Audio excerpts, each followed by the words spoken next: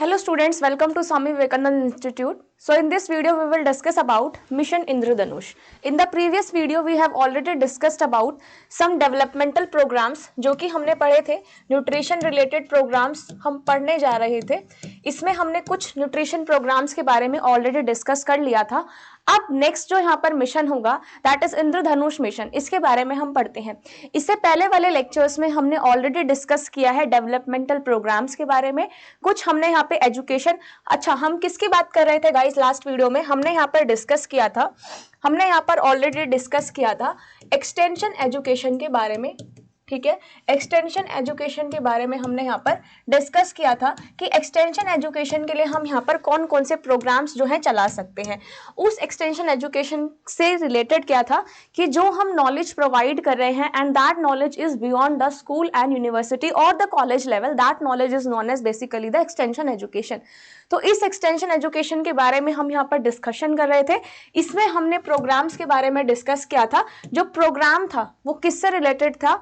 जब भी हम एक्सटेंशन एजुकेशन की बात करते हैं तो हमने क्या क्या चीजें ध्यान में दी थी कि एक्सटेंशन एजुकेशन में क्या क्या चीजें ध्यान में देनी है.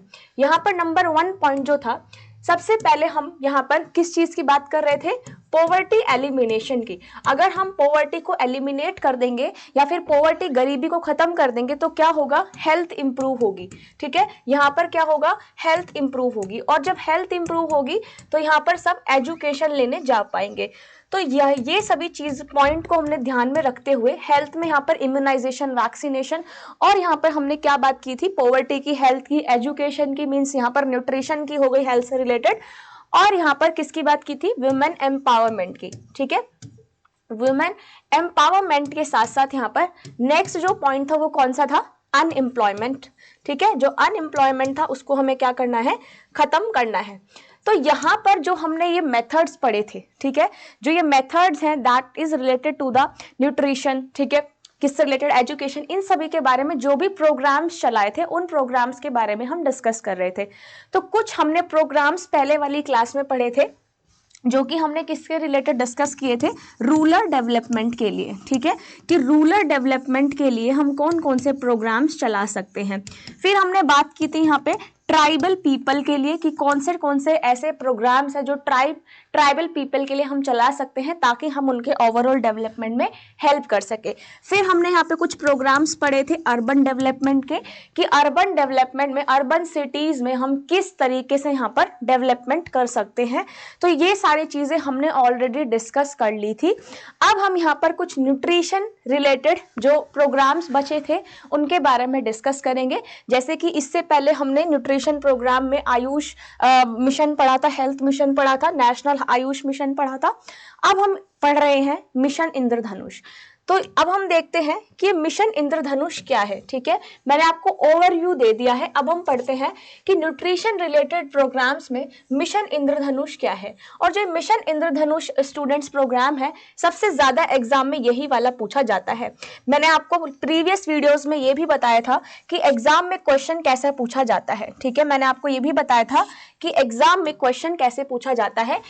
तो न्यूट्रिशन के क्वेश्चन में से, न्यूट्रिशन प्रोग्राम्स में से सबसे ज्यादा जो क्वेश्चन पूछे जाते हैं वो इसी न्यूट्रिशन प्रोग्राम्स के पूछे जाते हैं. आपको नाम दे दिया जाएगा, फुल फॉर्म दी जाएगी and you have to match the year of launching of that particular programme. ठीक है, आपको मैच करना पड़ेगा ईयर ऑफ लॉन्च, कब ये सारे प्रोग्राम्स लॉन्च हुए थे. तो यहाँ पर जो मिशन इंद्रधनुष है ये एक न्यूट्रिशन का प्रोग्राम है. इस मिशन इंद्रधनुष में ये लॉन्च कब हुआ था? ठीक है, सबसे पहले the union ministry of health and family welfare on 25 of December 2014. ये कब लॉन्च हुआ था? 25 ऑफ दिसंबर 2014 को ये मिशन लॉन्च हुआ था. और ये मिशन किस पे था? फुल इम्यूनाइजेशन की. हमें क्या करना है यहाँ पर? बच्चों को, ठीक है, जो यहाँ पे अंडर न्यूट्रिशन, अंडर नरिश्ड बच्चे हैं जिनमें माल नरिशमेंट पाया जा रहा है या फिर जिनको वैक्सीन नहीं मिल रही है, प्रॉपर वैक्सीनेटेड नहीं है और पार्शियली वैक्सीनेटेड है, उनको प्रॉपर हम किस तरीके से इम्यूनाइजेशन या फिर किस तरीके से हम उनको यहाँ पर वैक्सीनेशन प्रोवाइड कर सकते हैं. तो मिशन इंद्रधनुष में था कि हम 2020 तक हम क्या करेंगे? जो भी बच्चे जिनको प्रॉपर वैक्सीन नहीं मिली है, प्रॉपर इम्यूनाइजेशन नहीं मिला है, उनको हम क्या करेंगे? वैक्सीनेशन या इम्यूनाइजेशन प्रॉपर प्रोवाइड करेंगे. ठीक है, इस मिशन में क्या था कि वो बच्चों को हम कवर करेंगे जो कि अनवैक्सीनेटेड है, जिनको वैक्सीन नहीं मिली है, या फिर जो पार्शियली वैक्सीनेटेड है, जिनको पार्शियल वैक्सीन मिली है। अब मिशन इंद्रधनुष क्यों इसका नाम रखा गया? जैसे रेनबो में, इंद्रधनुष इज रेनबो, जैसे रेनबो में क्या होते हैं 7 कलर्स होते हैं, इसी तरीके से 7 डिजीज पे इन्होंने काम करा कि 7 डिजीज कौन सी है? Diphtheria, whooping cough, tetanus, polio, tuberculosis, measles and hepatitis B. ये जो 7 डिजीज है, इन 7 डिजीज पे काम किया गया कि इन 7 डिजीज के रिगार्डिंग हम बच्चों को प्रॉपर वैक्सीन देंगे। जिनको प्रॉपर वैक्सीन नहीं मिली है, जो अनवैक्सीनेटेड है, उनको प्रॉपर वैक्सीन दी जाए, या जो पार्शियली वैक्सीनेटेड बच्चे हैं जिनको प्रॉपर फुल वैक्सीन नहीं मिली है, उनकी वजह से भी उनकी बॉडी में बहुत सारी बीमारियां देखने को मिल रही है।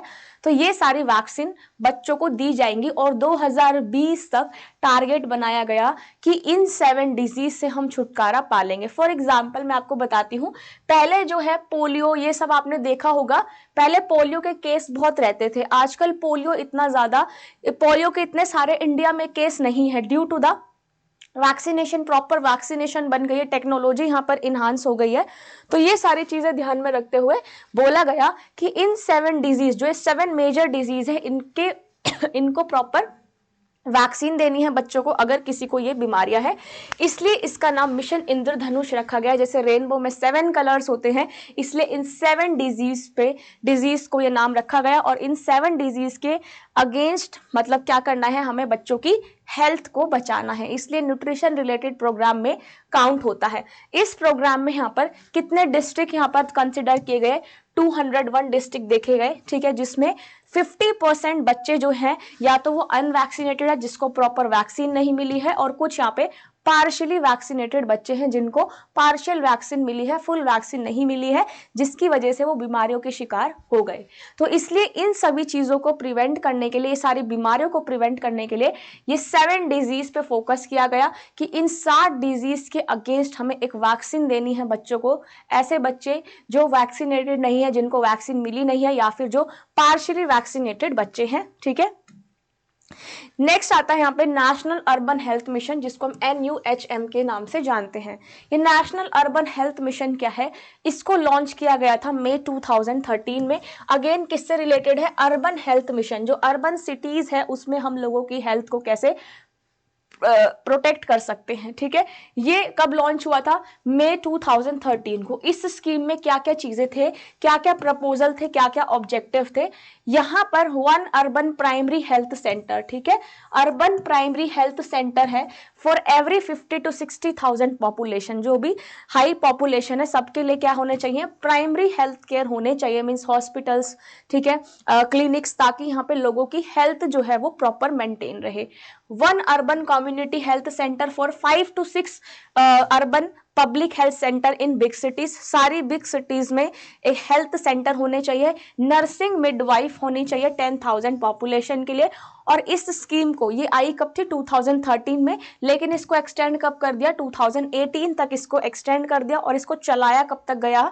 2020 तक, कि सारी सिटीज में हर एक अर्बन एरिया हो चाहे रूरल एरिया हो, वहां पर प्राइमरी हेल्थ सेंटर्स होने चाहिए, ताकि यहाँ पे लोगों के पास फैसिलिटीज की कमी ना रहे और उनकी जो हेल्थ है वो क्या रहे? मेंटेन रहे। नेक्स्ट यहाँ पे आता है नेशनल रूरल हेल्थ मिशन। वो अर्बन था, यहाँ पर क्या है? NRHM, national rural health mission. एक आता है नेशनल रूरल लिवलीहुड मिशन, ठीक है। तो ये आपको कंफ्यूज नहीं होना है, ये HM पढ़ लिया था हमने, और ये NUHM है ना। तो इन चीजों में NUHM, तो ये कंफ्यूज मत होइएगा। National rural health mission, national rural livelihood mission and national urban health mission, ठीक है। तो ये क्वेश्चन एग्जाम में पूछा जाता है, क्योंकि बच्चे इन वाले स्टूडेंट्स क्या करते हैं, ये जो फुल फॉर्म है इनमें कंफ्यूज हो जाते हैं, और कंफ्यूज होने के बाद वो यहाँ पर जो ईयर ऑफ लॉन्च है वो गलत कराते हैं। तो आपको यहाँ पर ईयर ऑफ लॉन्च याद रखना है, और ईयर ऑफ लॉन्च के साथ साथ इनका फुल फॉर्म भी आप सभी को लर्न होना चाहिए। तो नेशनल रूरल हेल्थ मिशन क्या बोलता है, ये लॉन्च हुआ था 2013 में, ठीक है। अब रूरल हेल्थ मिशन है, हमने अर्बन पढ़ लिया, ठीक है, कि अर्बन सिटीज में प्रॉपर हेल्थ सेंटर्स होने चाहिए ताकि लोगों की हेल्थ सही रहे। अब हम रूरल एरिया में बात करते हैं, तो रूरल एरिया में प्रोग्राम कब लॉन्च हुआ, 2013 में, कि किस तरीके से हम रूरल एरिया में यहाँ पर हेल्थ केयर डिलीवरीज करा सकते हैं। मतलब यहाँ पर प्रॉपर हेल्थ सेंटर्स होने चाहिए, ठीक है, वुमेन के लिए प्रॉपर फैसिलिटीज होनी चाहिए, जो प्रेग्नेंट वुमेन है, जो लैक्टेटिंग वुमेन है, उनको अपनी हेल्थ के बारे में प्रॉपर नॉलेज होना चाहिए, प्रॉपर वो अवेयर होनी चाहिए अबाउट देयर रिप्रोडक्टिव हेल्थ। तो ये वाला जो प्रोग्राम था इसको गवर्नमेंट ने चलाया, ठीक है, मिनिस्ट्री ऑफ हेल्थ ने। यहाँ पर बोला गया कि जो आशा है, that is accredited social health activist and the जनानी सुरक्षा योजना, जिसको मदरहुड प्रोटेक्शन प्रोग्राम भी बोलते हैं, कि किस तरीके से हम यहाँ पर मदर हेल्थ को प्रोटेक्ट कर सकते हैं, क्योंकि यहाँ पर रूरल एरियाज में जो मदर हेल्थ है, जो मैटरनल हेल्थ है, उस पर सबसे ज्यादा फोकस किया जाता है, बिकॉज वहां पे जो वुमेन है वो इतना अवेयर नहीं होती है अबाउट देयर रिप्रोडक्टिव हेल्थ। तो किस तरीके से हम उनकी हेल्थ को यहाँ पर बचा सकते हैं, ठीक है, तो इसमें बात की गई, जो कि लॉन्च हुआ था 2013 में। इस वाले जो ये मिशन था, इन्होंने 8 स्टेट पे फोकस किया था, Arunachal Pradesh, Assam, Bihar, Chhattisgarh, Himachal Pradesh, Jharkhand, Jammu Kashmir, Manipur, Mizoram, Meghalaya, MP, Nagaland, Orissa, Rajasthan, Sikkim, Tripura, Uttarakhand and UP. ये सारा मिशन किस पे बेस था, 18 स्टेट को यहाँ पर कंसिडर किया गया कि इन 18 स्टेट्स में हम वुमेन को अवेयर कराएंगे, मैटरनल हेल्थ इंप्रूव करने का यहाँ पर पूरा कोशिश रहेगा, ठीक है। इस स्कीम में मैटरनल हेल्थ के साथ यहाँ पे इम्यूनाइजेशन की भी बात की गई कि हम 90% मतलब 90% जो है इंडिया में इन स्टेट्स में इम्यूनाइजेशन प्रोवाइड करेंगे। इम्यूनाइजेशन को वैक्सीनेशन भी बोलते हैं, तो स्टूडेंट्स इम्यूनाइजेशन के साथ आप वैक्सीनेशन कंफ्यूज मत होना, ठीक है। तो यहाँ पे एम बनाया गया कि 2020 तक क्या करेंगे, 90% तक फुल इम्यूनाइजेशन प्रोवाइड करेंगे। अब हम बात करते हैं एजुकेशन रिलेटेड प्रोग्राम्स की। हमने न्यूट्रिशन का पढ़ लिया, अब हम पढ़ते हैं एजुकेशन रिलेटेड प्रोग्राम्स कौन से थे। सबसे पहले आया AIM, that is Atal innovation mission. ये अटल इनोवेशन मिशन क्या था, इसको सेटअप किया गया था बाय नीति आयोग, ठीक है। नीति आयोग ने सेटअप किया था जुलाई 2018 में। किस लिए था, कि हम यहाँ पर इनोवेशन और एंटरप्रेन्योरशिप को प्रमोट करेंगे, मींस जो एजुकेशन है उसको हम क्या करेंगे, प्रमोट करेंगे। जो बच्चे नहीं पढ़ते हैं उनको एजुकेशन प्रोवाइड करेंगे, जिनके पास एजुकेशन नहीं है, एजुकेशन के सोर्सेज नहीं है, उनको हम एजुकेशन के सोर्सेज के बारे में अवेयर होंगे।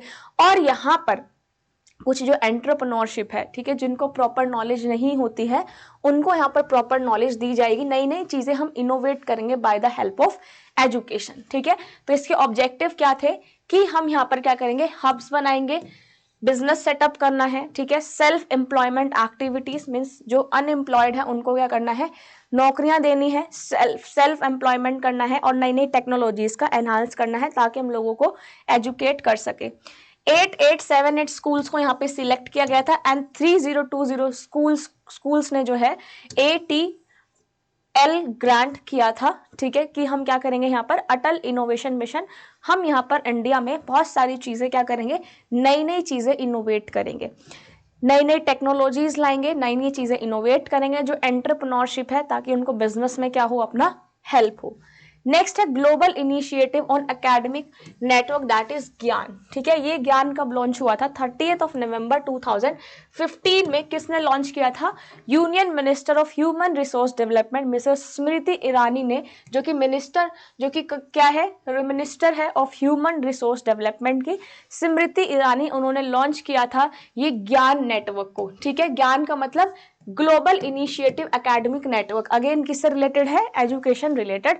और कब इसको लॉन्च किया था, यहाँ पर गांधीनगर में, IIT गांधीनगर में, गुजरात में इसको लॉन्च किया गया था। यहाँ पर क्या बोला गया, हायर एजुकेशन के बारे में बात की गई थी, ठीक है, एकेडमिक रिसोर्सेज के बारे में, हायर एजुकेशन के बारे में, साइंटिफिक और टेक्नोलॉजिकल कैपेबिलिटीज या साइंटिफिक और टेक्नोलॉजिकल नॉलेज के बारे में बात की गई थी, कि किस तरीके से हम लोगों को यहाँ पर एजुकेट कर सकते हैं।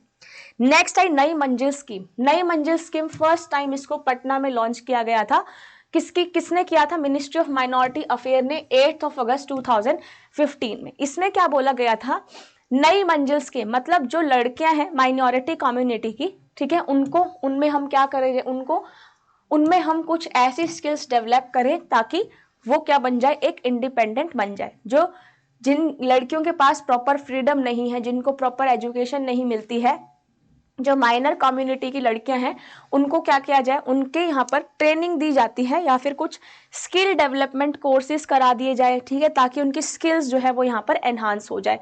तो टारगेट ग्रुप क्या लिया गया यहाँ पे, जो टारगेट था वो कौन सा, जो लड़कियां 17 से 35 ईयर्स तक है, उनको क्या किया गया, उनको इस स्कीम के लिए सिलेक्ट किया गया, ताकि हम क्या कर सके, उनमें स्किल डेवलपमेंट कर सके। इसलिए इसमें नई मंजिल स्कीम रखा है, हायर एजुकेशन दे सके और उनको अपॉर्चुनिटीज मिल सके काम करने की भी, कोई भी यहाँ पे लड़कियां जो है एजुकेशन लेने के बाद अनएम्प्लॉयड ना रहे, ठीक है।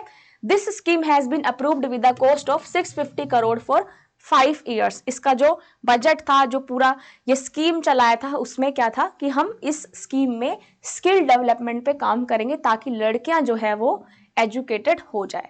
एजुकेशन मिलेगी तो वो सेल्फ एम्प्लॉयड हो जाएंगी, किसी पे भी डिपेंड नहीं रहेंगी। फिर आया Pandit Madan Mohan Malviya national mission on teacher and teaching. ये था टीचर्स के लिए कि हम किस तरीके से बच्चों को एजुकेट करेंगे। जो 12th ईयर प्लान बना था गवर्नमेंट ने, फिर 12th ईयर प्लान को देख के ये स्कीम लॉन्च की थी 25 दिसंबर 2014 को। ये किसके रिलेटेड थी कि हम जो टीचर्स हैं, ठीक है, टीचर्स हैं, टीचिंग है, प्रोफेशनल डेवलपमेंट है, असेसमेंट है, इवैल्यूएशन मेथोडोलॉजी है एंड इफेक्टिव पेडागोजी, कि यहाँ पे जो टीचर्स पढ़ा रही हैं बच्चों को, वो अपनी टीचिंग स्किल्स को कैसे एनहांस कर सकते हैं, कौन कौन से वो मेथड्स यूज करते हैं अपनी टीचिंग के लिए, किस तरीके से वो एक इफेक्टिव टीचिंग कर सकते हैं, और किस तरीके से हम यहाँ पर बच्चों को अपना स्किल डेवलपमेंट करने के लिए, उनकी स्किल्स के लिए हम क्या क्या कर सकते हैं। इवैल्यूएशन मेथोडोलॉजी क्या है, जैसे हमने कुछ पढ़ाया तो हम एग्जाम ले रहे हैं, एग्जाम क्या एक इवैल्यूएशन है कि आपने कैसी टीचिंग करी है। तो यहाँ पर हम evaluation methodology, effective pedagogy, pedagogy होता है स्टडी ऑफ, एक होता है एंड्रागोजी, एक होता है पेडागोजी। बच्चे की जब स्टडी होते हैं दैट इज पेडागोजी, और एंड्रागोजी में जब एडल्ट्स की स्टडी करते हैं दैट इज एंड्रोगोजी, ठीक है। तो पेडागोजी और एंड्रोगोजी में ये डिफरेंस होता है। Study of child is pedagogy and study of adult is andragogy, ठीक है। तो यहाँ पर इस मिशन में क्या बोला गया, अब नाम से पता चला national mission on teacher and teaching, है ना, कि किस तरीके से हम अपनी टीचिंग को एनहांस कर सकते हैं, अपना खुद का प्रोफेशनल डेवलपमेंट कैसे कर सकते हैं, स्टूडेंट्स का ओवरऑल डेवलपमेंट करने में हम कैसे मदद कर सकते हैं, ठीक है। और यहाँ पर 1 लाख कॉलेज को इंक्लूड किया गया, यूनिवर्सिटीज के टीचर्स को इंक्लूड किया गया, और यहाँ पर जो नए अपॉइंटेड टीचर्स हैं उनको यहाँ पर पेडागोजिकल ट्रेनिंग दी गई, ताकि हम क्या कर सके, एक अच्छा रैपोर्ट बिल्डिंग स्टूडेंट्स के साथ बना सके, कि इस 6 मंथ्स की ट्रेनिंग में क्या है कि हम बच्चों के साथ एक अच्छा बॉन्डिंग बना ले, ताकि बच्चे क्या हो जाए, हमारे साथ कंफर्ट हो जाए और हमारी इफेक्टिव टीचिंग बने। तो ये किससे रिलेटेड था, टीचर से रिलेटेड, कि हम अपनी टीचिंग को कैसे एनहांस कर सकते हैं। नेक्स्ट जो था दैट इज स्कीम, जो कि स्किल डेवलपमेंट से रिलेटेड थी। अब हमने एजुकेशन स्कीम पढ़ ली, न्यूट्रिशन स्कीम पढ़ ली, अब हम पढ़ रहे हैं स्किल डेवलपमेंट स्कीम, ठीक है, किस तरीके से हम अपनी स्किल्स को डेवलप कर सकते हैं। तो स्किल इंडिया एक कैंपेन लॉन्च हुआ, नरेंद्र मोदी ने इसको लॉन्च किया 15 जुलाई को 2015 में, जिसका एम क्या था कि हमें स्किल्स को एनहांस करना है, हमें लोगों को ट्रेनिंग देनी है ताकि उनकी स्किल्स एनहांस हो जाए, और टारगेट ईयर क्या बनाया, 2022। इसी स्किल्स को ध्यान में रखते हुए कि हमें स्किल डेवलपमेंट करना है, तो एक स्कीम चलाई प्रधानमंत्री कौशल विकास योजना, ठीक है, PMKVY।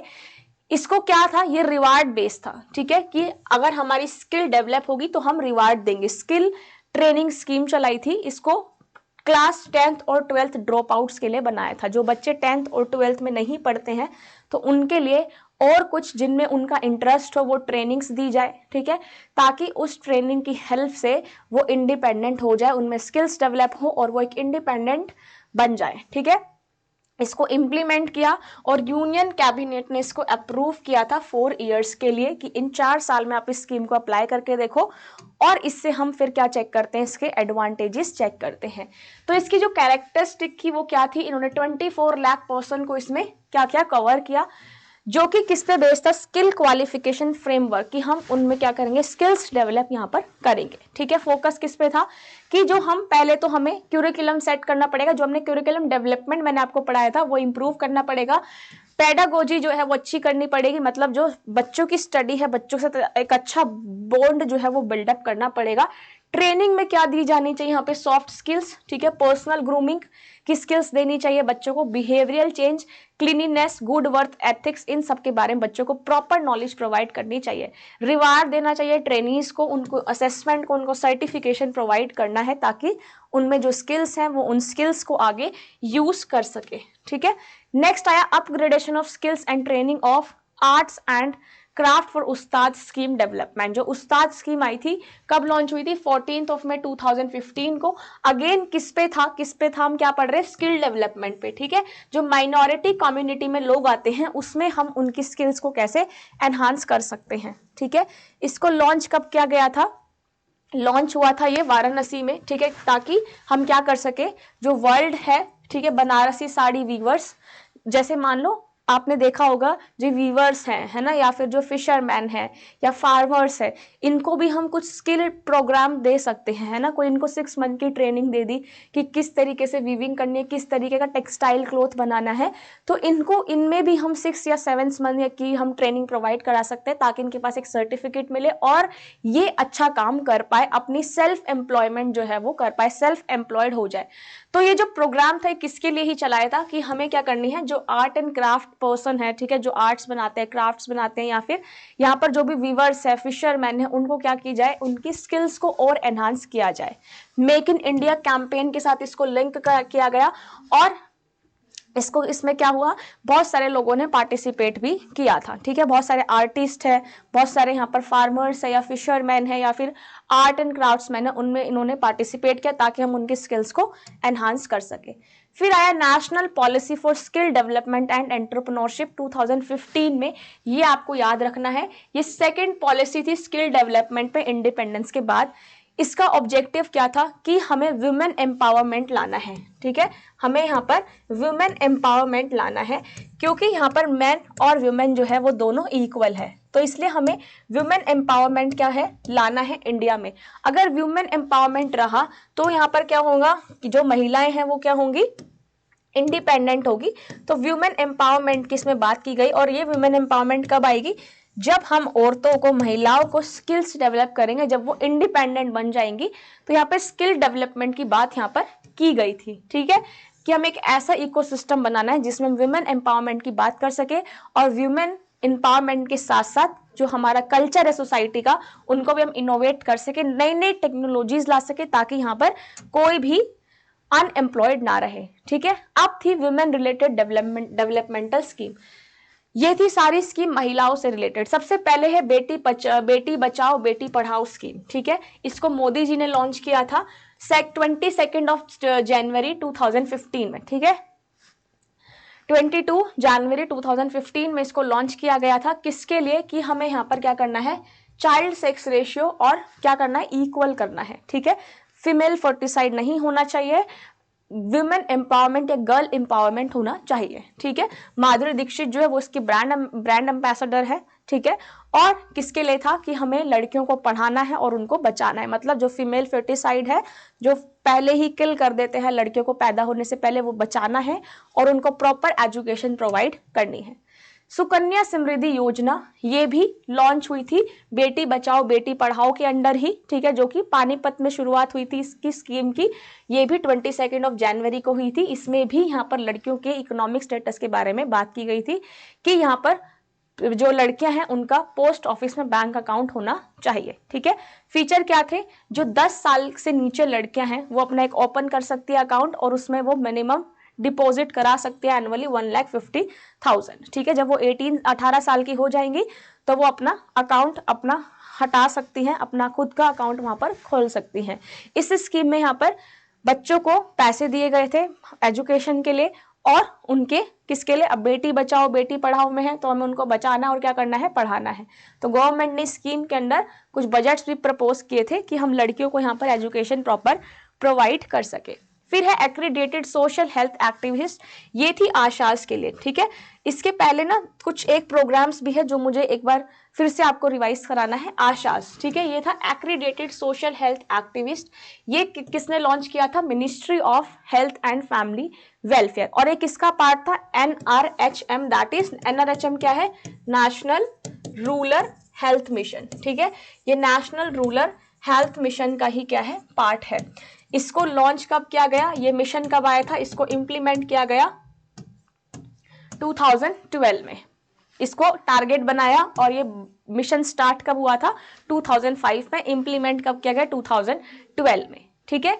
इसमें बोला था जो भी आशाज वर्कर है, ठीक है, उन वो गांव में होनी चाहिए ताकि वुमेन को प्रॉपर वो नॉलेज मिल सके, गाइडेंस मिल सके और वो लोकल वुमेन को ट्रेन कर सके। किस लिए? कि वो अपनी हेल्थ को कैसे मेंटेन कर सकते हैं, हेल्थ एजुकेटर हेल्थ एजुकेट कर सके। इसलिए आशा वर्कर को भी यहाँ पे ट्रेनिंग दी जाती है कि किस तरीके से आपको गांव में जाके वुमेन को जिनके पास एजुकेशन नहीं है उनको आपको कैसे एजुकेशन सपोर्ट करना है, एजुकेशन प्रोवाइड करना है ड्यूरिंग द प्रेगनेंसी, कैसे वो अपना ध्यान रखे, लैक्टेशन पीरियड में अपना ध्यान कैसे रखना है या बच्चों की केयर कैसे करनी है। फिर आई स्वधार स्कीम। स्वधार स्कीम लॉन्च की थी union ministry of women and child development में 2002 में। किसके लिए? Rehabilitation of women in difficult circumstances.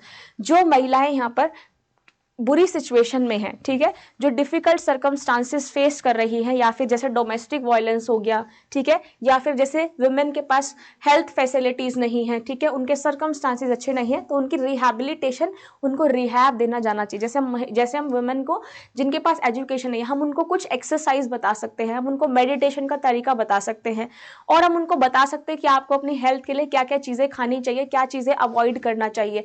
तो यहाँ पे वुमेन के रिहैबिलिटेशन की बात की गई, जिसमें उनके लिए शेल्टर, जिनके पास रहने के लिए जगह नहीं है, शेल्टर, फूड, क्लोथिंग और प्रॉपर केयर दी जाने लगी वुमेन के लिए, ठीक है। तो यहाँ पर वुमेन रिलेटेड था कि किस तरीके से हम उनको बचा सकते हैं, ठीक है। वुमेन प्रिजनर्स को कैसे रिलीज करना है जेल से, जो जिनकी कोई फैमिली नहीं है, ठीक है, उनको हम कैसे food, shelter, clothing, care provide कर सकते हैं। जो डोमेस्टिक वायलेंस का शिकार है उनको कैसे बचाना है, ठीक है। तो यहाँ पर मेनली ये एजेंसी कौन सी है? एनजीओज, ठीक है, एनजीओज इसको इंप्लीमेंट करती है स्कीम को, और इसमें वुमेन के प्रोटेक्शन की बात की गई थी। फिर आई ऐसी स्कीम जो कि वेज एंड सेल्फ एम्प्लॉयमेंट से रिलेटेड थी, stand up India. Stand up India scheme में क्या था कि हमें वुमेन को एकदम इंडिपेंडेंट बनाना है, हमें उनको स्किल्स प्रोवाइड करनी है, उनको एजुकेशन प्रोवाइड करनी है ताकि कोई भी वुमेन यहाँ पर अनएम्प्लॉयड ना हो, ठीक है। यहाँ पर सबके पास एजुकेशन होनी चाहिए। तो 5 अप्रैल 2016 को यह बोला गया कि हमें सेल्फ एम्प्लॉयमेंट लाना है महिलाओं में, ठीक है, जो SC ST ट्राइब की है उनमें भी सेल्फ एम्प्लॉयमेंट होना चाहिए ताकि महिलाएं किसी भी डोमेस्टिक वायलेंस या किसी भी डिफिकल्ट सर्कमस्टांसेस से बाहर आ सके। अगर वो सेल्फ डिपेंडेंट है, सेल्फ इंडिपेंडेंट है, तो क्या होगा? वो किसी भी चीज को फेस कर सकती है, ठीक है। इसलिए ये जो स्कीम चलाई थी, किस लिए चलाई गई थी? सेल्फ एम्प्लॉयमेंट के लिए। इस सेल्फ एम्प्लॉयमेंट में सबका कितना यहाँ पर कितना दिया गया? 10 लाख टू 1 करोड़ का बजट था, ठीक है। यहाँ पर जो मोर देन 18 ईयर्स की वुमेन है उनको इसमें इंक्लूड किया गया, ठीक है। और यहाँ पर क्या गए? नए नए स्टार्टअप्स किए गए कि हम किस तरीके से महिलाओं को अपॉर्चुनिटीज प्रोवाइड कर सकते हैं। फिर आया रोशनी स्कीम, जिसको 2013 में स्टार्ट किया गया था कि किस तरीके से हम यहाँ पर एजुकेशन और सेल्फ एम्प्लॉयमेंट दे सकते हैं अगेन SC और जो ST ट्राइब की वुमेन है उनके लिए। इसमें 6 डिस्ट्रिक्ट को इंक्लूड किया गया था, उड़ीसा, झारखंड, 5 डिस्ट्रिक्ट लिए छत्तीसगढ़ के, 2 डिस्ट्रिक्ट लिए बिहार के, आंध्र प्रदेश के और 1 डिस्ट्रिक्ट लिया उत्तर प्रदेश का, मध्य प्रदेश का एंड महाराष्ट्र। तो फिर उसमें इन सारे डिस्ट्रिक्ट को इंक्लूड किया गया, ठीक है। इसमें 18 to 35 ईयर्स यूथ को चूज किया गया और इसमें वुमेन पार्टिसिपेशन के लिए बात की गई थी, ठीक है, कि वुमेन का पूरा पार्टिसिपेट होना चाहिए तभी हम कुछ कर पाएंगे। फिर आई स्कीम सैनिटेशन और इंफ्रास्ट्रक्चर से रिलेटेड, स्वच्छ भारत अभियान, ठीक है। सभी को पता है कि हमें अपने आसपास में सैनिटेशन रखना है, प्रॉपर क्लीन इन्वायरमेंट रखना है। इसको जब लॉन्च किया था प्राइम मिनिस्टर नरेंद्र मोदी ने, इसको लॉन्च किया था 2 अक्टूबर 2014 को, ठीक है, कि टॉयलेट्स जो हैं सॉलिड लिक्विड वेस्ट, उनका प्रॉपर मैनेजमेंट होना चाहिए, प्रॉपर टॉयलेट्स होनी चाहिए, ठीक है, उसका प्रॉपर सैनिटेशन होना चाहिए, प्रॉपर क्लीन वाटर होना चाहिए, ठीक है। इस स्कीम का पहले नाम क्या था? निर्मल भारत अभियान था। और इसमें क्या बनाया गया था कि हम इंडिया को क्लीन कर देंगे, क्लीन इंडिया नाम रखा गया कि अक्टूबर 2019 तक हम क्या कर देंगे, इंडिया को पूरा साफ सुथरा बना देंगे। टॉयलेट्स बन जाएंगे हर जगह ताकि लोगों को प्रॉपर फैसिलिटीज मिले, सैनिटेशन होगा, प्रॉपर क्लीन ड्रिंकिंग वाटर यहाँ पर मिलेगा। तो मोदी जी ने ये स्कीम चलाई थी, ठीक है। फिर आए स्मार्ट सिटीज मिशन, ठीक है। ये लॉन्च हुआ था जून 25, 2016 में, ठीक है। इसको गवर्नमेंट ने लॉन्च किया था कि हम क्या करेंगे, स्मार्ट सिटीज को डेवलप करेंगे, ठीक है। नई नई जितनी भी टेक्नोलॉजीज आ रही है उनको डेवलप करेंगे और एक ग्रीन सिटीज बनाएंगे, ठीक है। ग्रीन बिल्डिंग्स का कंस्ट्रक्शन करेंगे। और इस एरिया में, इसमें क्या किया गया, अर्बन एरियाज को, ठीक है, वो भी इंक्लूड किया गया कि हम किस तरीके से डेवलपमेंट कर सकते हैं। तो यहाँ पे कुछ सैनिटेशन प्रोग्राम थे, स्मार्ट सिटीज मिशन, आपने सस्टेनेबल डेवलपमेंट का गोल भी पढ़ा होगा कि हमें स्मार्ट सिटीज को डेवलप करना है। और कौन सा आ गया, सैनिटेशन रिलेटेड आपका क्लीन इंडिया, ठीक है। तो ये कुछ प्रोग्राम्स थे। यहाँ पर एक्सटेंशन एजुकेशन यूनिट हमारी खत्म होती है। तो आई होप आपको ये पूरा यूनिट समझ में आ गया होगा। कोई डाउट हो तो आप नीचे वीडियो में कमेंट बॉक्स में नीचे मेंशन कर सकते हैं। अगर कोई भी स्टूडेंट को कोई डाउट है इस यूनिट से तो आप नीचे मेंशन कर सकते हैं। मिलते हैं आपसे नेक्स्ट वीडियो में कुछ नए टॉपिक्स के साथ। Till then bye and take care everyone. Video को जरूर लाइक और शेयर जरूर करिएगा। कोई भी डाउट हो किसी भी स्टूडेंट को कोई भी टॉपिक में नीचे आप कमेंट बॉक्स में मेंशन कर सकते हो। Thank you so much students, bye and take care everyone.